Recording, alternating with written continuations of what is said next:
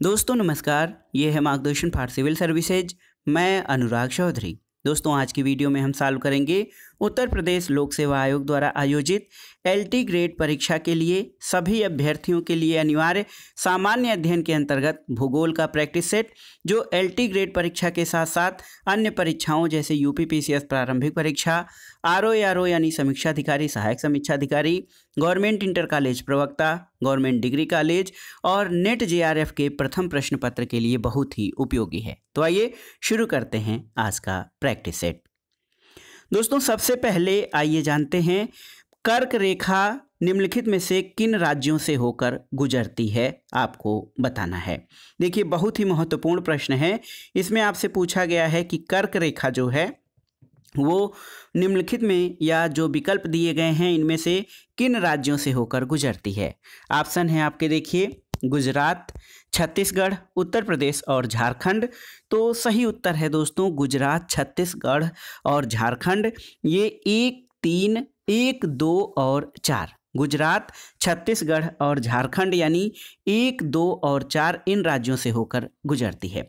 सबसे ज़रूरी बात यह है इस प्रश्न को सॉल्व करने के लिए आपको ये जानना जरूरी है कि कर्क रेखा पर भारत के कौन कौन से राज्य पड़ते हैं। तो आपकी जानकारी के लिए कुल 8 राज्य कर्क रेखा पर पड़ते हैं। गुजरात, राजस्थान, मध्य प्रदेश, छत्तीसगढ़, झारखंड, पश्चिम बंगाल, त्रिपुरा और मिजोरम। तो इसमें जो हमारे पास ऑप्शन है, देखिए गुजरात, छत्तीसगढ़ और झारखंड राज्य ये कर्क रेखा पर पड़ते हैं। उत्तर प्रदेश कर्क रेखा पर नहीं पड़ता है। अगला प्रश्न है दोस्तों, निम्नांकित नगरों में से कौन कर्क रेखा के निकटतम दूरी पर स्थित है। ऑप्शन है आपके अगरतला, गांधीनगर, जबलपुर और उज्जैन। तो यहाँ पर सही उत्तर हो जाएगा गांधीनगर। ऑप्शन बी आपका सही उत्तर है। देखिए यहाँ पर देखिए, अगर जो विभिन्न भारतीय नगरों की स्थिति देखी जाए तो अगरतला जो है 23 डिग्री 50 मिनट उत्तरी अक्षांश पर, जो कि 20 मिनट के अंतर पर है। गांधीनगर 23 डिग्री 13 मिनट उत्तरी, जो 17 मिनट के अंतर पर है। इसके अलावा जबलपुर 23 डिग्री 11 मिनट उत्तरी पे है, जो 19 मिनट के अंतर पे है। और उज्जैन दोस्तों ये 23 डिग्री 9 मिनट उत्तरी पे है, जो कि 21 डिग्री के अंतर पर है। तो सही उत्तर है कर्क रेखा सबसे कम जो है ये गांधीनगर से सबसे नज़दीक से होकर गुजरती है। अगला प्रश्न है दोस्तों, निम्नलिखित देशांतरों में से कौन भारत की प्रामाणिक मध्याह्न रेखा कहलाता है। तो सही उत्तर है 82 डिग्री 30 मिनट पूर्वी देशांतर रेखा या 82.5 डिग्री पूर्वी देशांतर रेखा। इसको भारतीय मानक समय या इंडियन स्टैंडर्ड टाइम 82.5 डिग्री पूर्वी देशांतर कहा जाता है। और ये देशांतर रेखा प्रयागराज के पास नैनी से होकर गुजरती है। अगला प्रश्न है, भारत का वह कौन सा स्थान है जहां बंगाल की खाड़ी, अरब सागर तथा हिंद महासागर मिलते हैं। तो सही उत्तर है कन्याकुमारी। दोस्तों भारतीय मुख्य भूमि के दक्षिणी छोर पर कन्याकुमारी स्थित है, जहां पर बंगाल की खाड़ी, अरब सागर और हिंद महासागर मिलते हैं। कन्याकुमारी तमिलनाडु राज्य में स्थित है। अगला प्रश्न है दोस्तों, देखिए बहुत ही महत्वपूर्ण प्रश्न है। ये पूछा गया है आपसे कि रेडक्लिफ रेखा कौन सी है। तो सही उत्तर है भारत और पाकिस्तान के बीच की जो सीमा रेखा है वो रेडक्लिफ रेखा कही जाती है। इसके अलावा भारत और चीन से मैकमोहन रेखा भारत और चीन के बीच में है, और भारत और अफगानिस्तान के बीच में डूरंड रेखा है। अगला है दोस्तों, किसके द्वारा भारत श्रीलंका से अलग होता है। तो उत्तर है पाक जलडमरू मध्य। पाक स्ट्रेट या पाक जलडमरू मध्य से दोस्तों भारत श्रीलंका द्वारा अलग होता है। अगला प्रश्न है, निम्नलिखित समूहों में से कौन सा पूरब से पश्चिम की ओर पर्वत शिखरों का सही क्रम है। तो सही क्रम देखिए कंचनजंगा, एवरेस्ट, अन्नपूर्णा और धौलागिरी।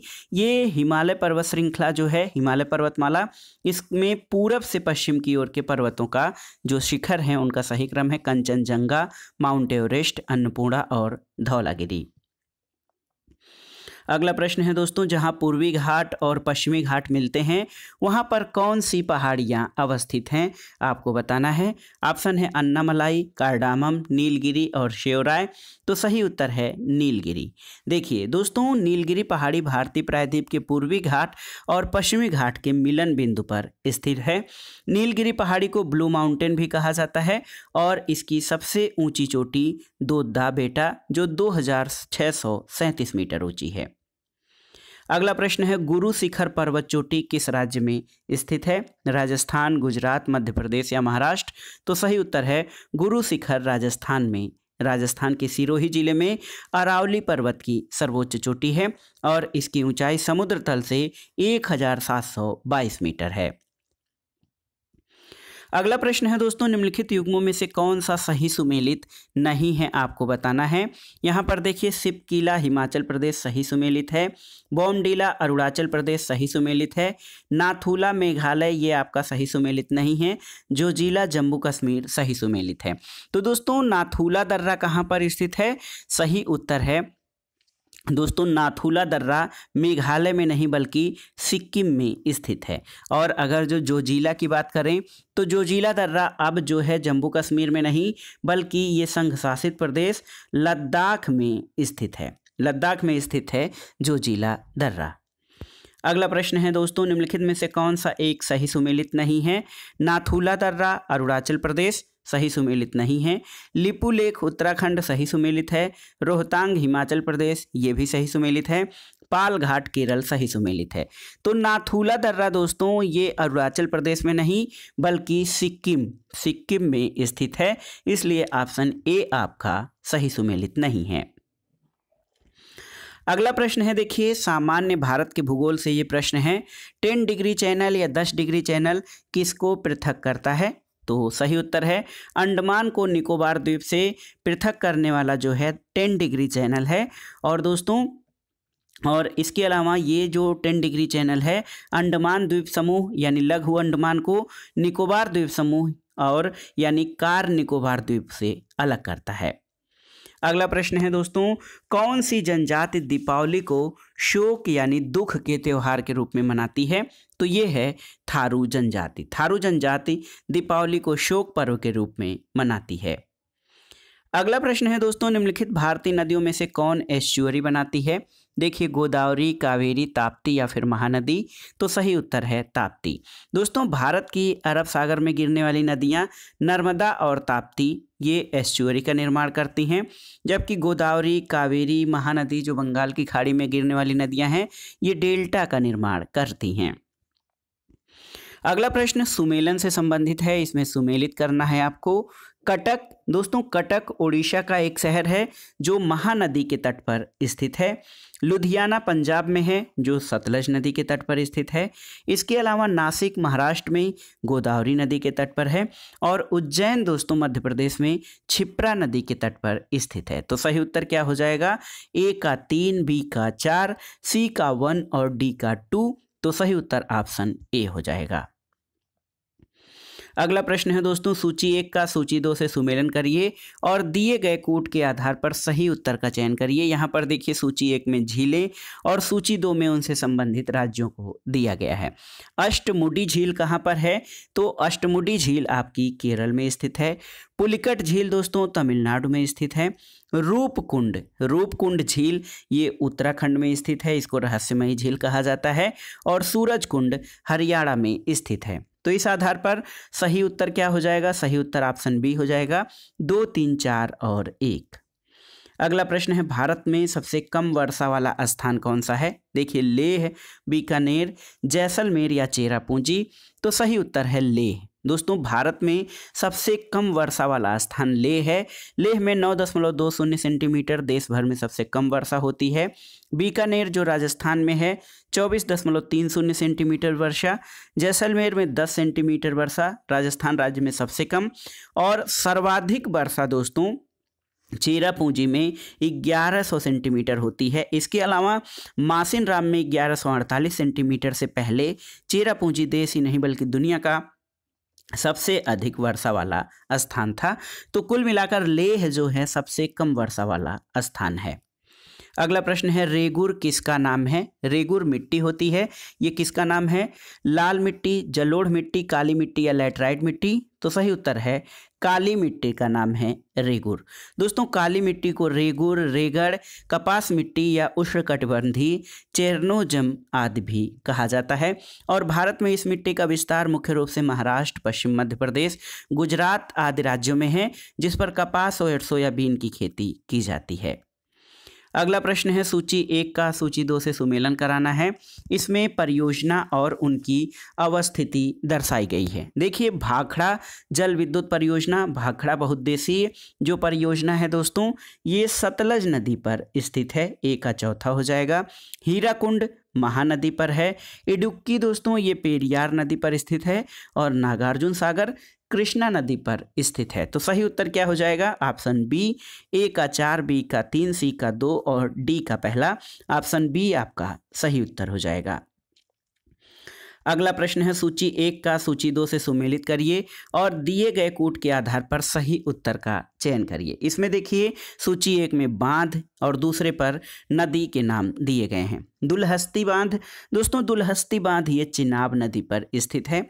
गांधी सागर बांध चंबल नदी पर है। उकाई बांध दोस्तों ये तापी नदी पर स्थित है। और तवा बांध तवा नदी पर स्थित है। तो सही उत्तर क्या हो जाएगा? सही उत्तर हो जाएगा ऑप्शन डी, 2, 1, 3 और 4 आपका सही उत्तर हो जाएगा। अगला प्रश्न है दोस्तों सूची 1 का सूची 2 से सुमेलन करिए और दिए गए कूट के आधार पर सही उत्तर का चयन कीजिए। खाद्य उत्पादन में वृद्धि दोस्तों ये हरित क्रांति या ग्रीन रेवोल्यूशन से संबंधित है। हरित क्रांति, दुग्ध उत्पादन श्वेत क्रांति, मत्स्य पालन नीली क्रांति और उर्वरक उत्पादन या उर्वरकों में जो उर्वरक उत्पादन के क्षेत्र में निर्भरता ये भूरी क्रांति से संबंधित है। तो सही उत्तर आपका ऑप्शन ए हो जाएगा, 1, 3, 2 और 4। अगला प्रश्न है दोस्तों भारत के निम्नलिखित राज्यों को उनके चावल उत्पादन के अवरोही क्रम में व्यवस्थित कीजिए। चावल उत्पादन का अवरोही क्रम, तो दोस्तों वो 2019-20 के जो अग्रिम आंकड़े थे उनमें पश्चिम बंगाल, उत्तर प्रदेश, पंजाब और आंध्र प्रदेश पहले नंबर पर पश्चिम बंगाल, फिर दूसरे नंबर पर दोस्तों उत्तर प्रदेश, तीसरे नंबर पर पंजाब और चौथे नंबर पर आंध्र प्रदेश है। तो सही उत्तर आपका हो जाएगा ऑप्शन डी, 4, 3, 2 और 1। अगला प्रश्न है सूची 1 का सूची 2 से सुमेलन कीजिए। इसमें फसल का नाम सूची 1 में और दूसरा बीमारी का नाम दिया गया है। फसल का नाम देखिए बहुत ही महत्वपूर्ण है, गन्ना। गन्ना में कौन सा रोग? तो गन्ना में लाल तना छेदक रोग या रेड राट रोग लगता है। धान में दोस्तों खैरा रोग लगता है जिंक की कमी से। अरहर में उकठा या बिल्ट रोग लगता है जो कि जड़ें इसकी क्या होती हैं, ये पूरा पौधा सूख जाता है।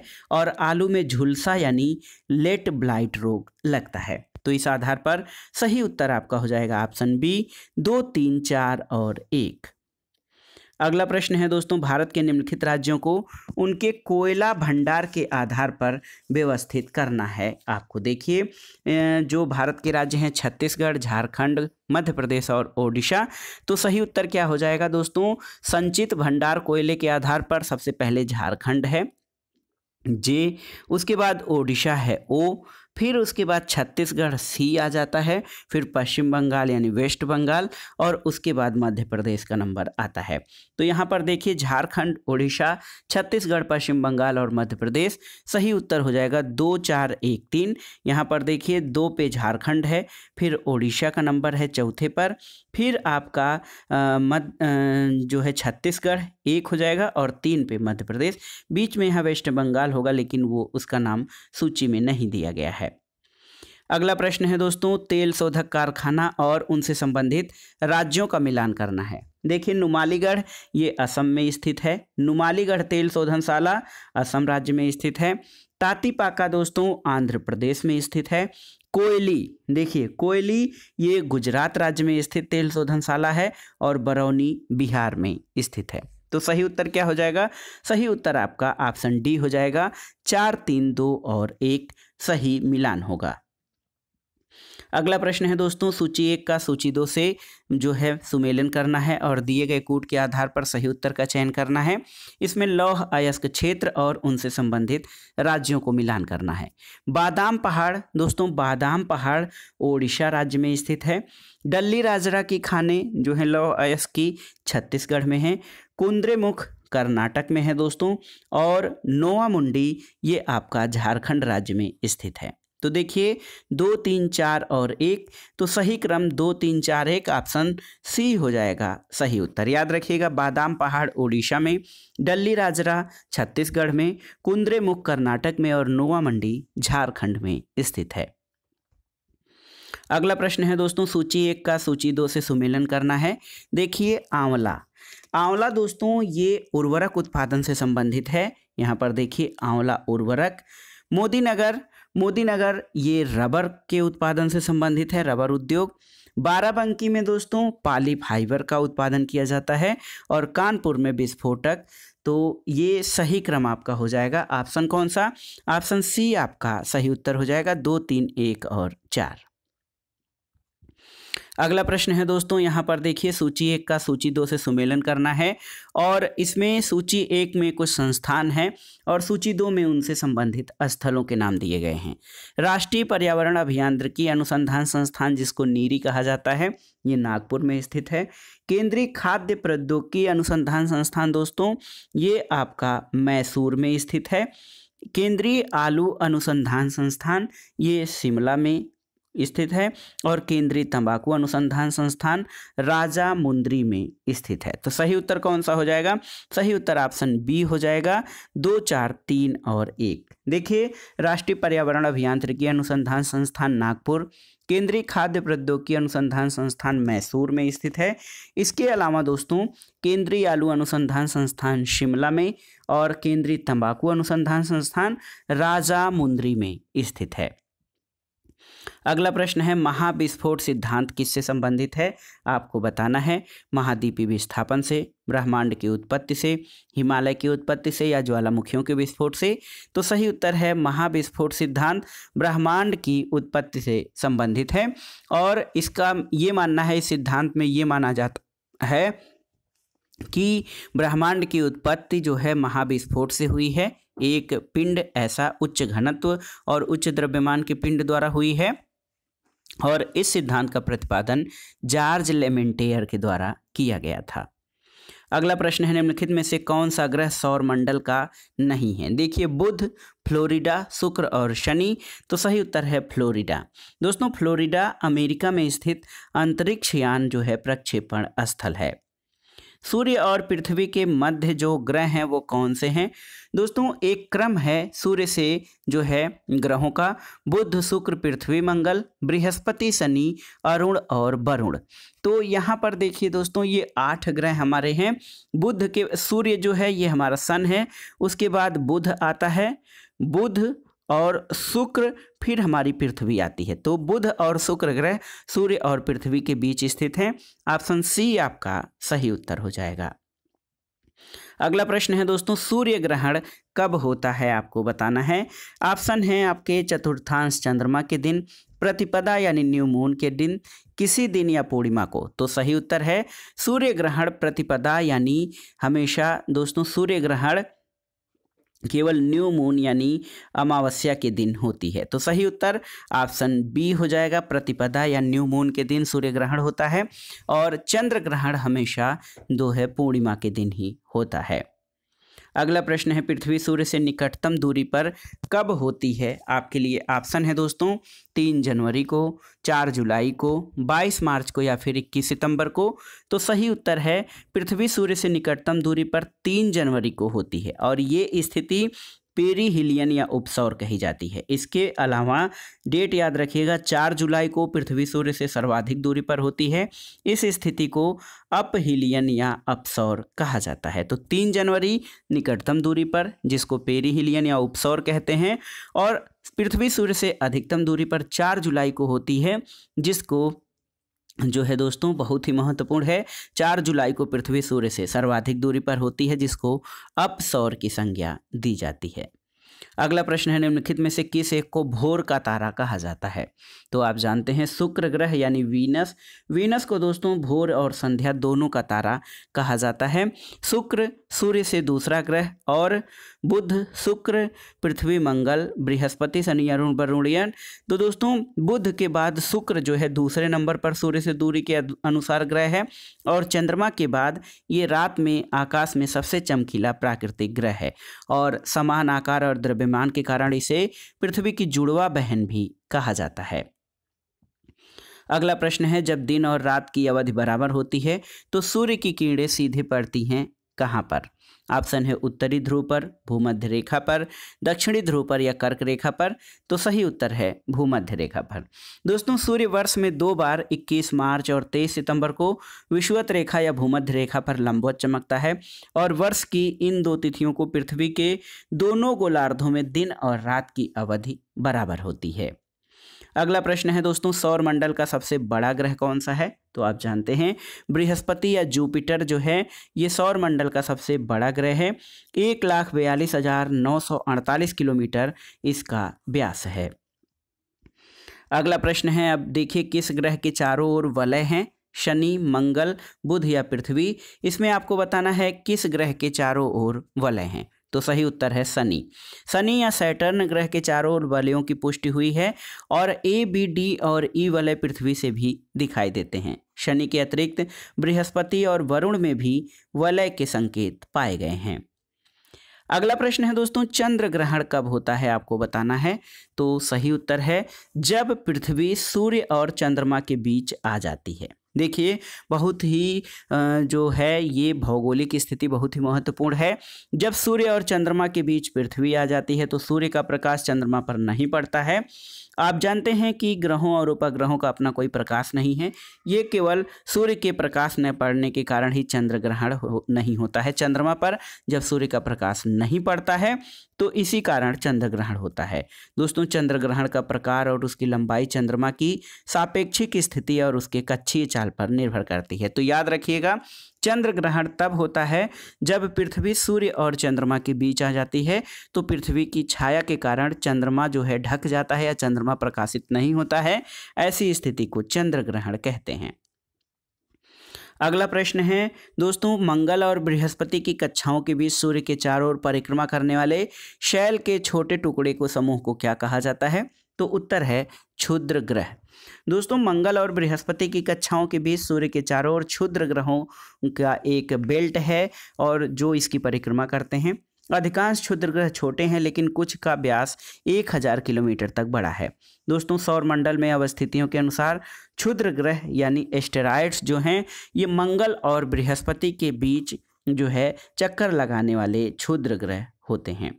अगला प्रश्न, और इस जो प्रैक्टिस सेट हम सॉल्व कर रहे हैं इसका आखिरी प्रश्न है, सुपरनोवा किसे कहते हैं? ऑप्शन है एक ग्रहिका, एक ब्लैक होल, एक पुच्छल तारा या एक मृतप्राय तारा। तो सही उत्तर है दोस्तों ऑप्शन डी, एक मृतप्राय तारा। सुपरनोवा दोस्तों विस्फोट के बाद तारा मृत्यु की दशा को प्राप्त होता है, इसलिए सुपरनोवा एक मृतप्राय तारे की विस्फोट की अवस्था कही जाती है। तो ये था आज का वीडियो।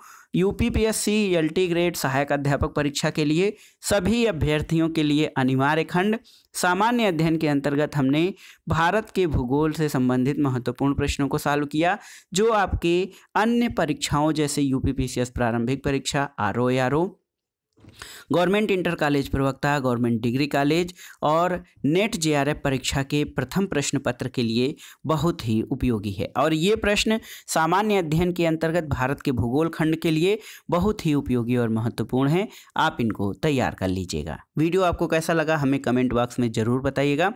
वीडियो को लाइक करें, शेयर करें और इस चैनल मार्गदर्शन फॉर सिविल सर्विसेज को सब्सक्राइब करें। वीडियो देखने के लिए धन्यवाद दोस्तों। नमस्कार।